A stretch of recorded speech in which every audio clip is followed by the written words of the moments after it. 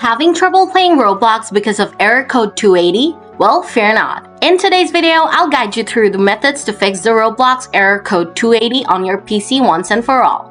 Without further ado, let's dive in. Solution 1. First, delete temporary files of Roblox. To do this, type run in the search bar here and open it up. Then type %localappdata% here and hit enter. Now, File Explorer will pop up. Scroll down a little and open up the temp folder. Next, scroll down again and find the Roblox folder and delete it. Now check if you can open up Roblox without this error.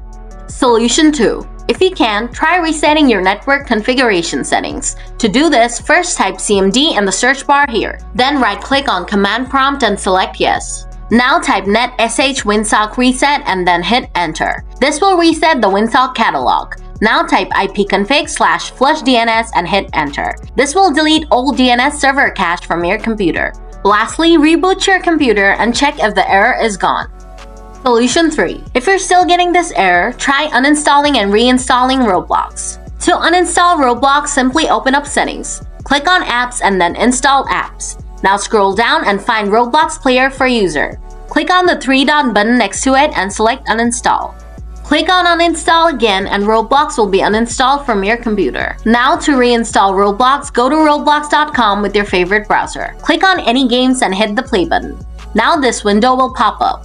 Click on Download and install Roblox and it'll start downloading the installer. After the download is finished, open up Roblox Player Installer.exe and it will start installing Roblox on your computer. After the installation process finishes, you should be able to play Roblox without error code 280. And that's it, folks. If the video helped you out, give it a thumbs up. If you've got more questions, drop them in the comments below and I'll get back to you soon. Thanks for tuning in.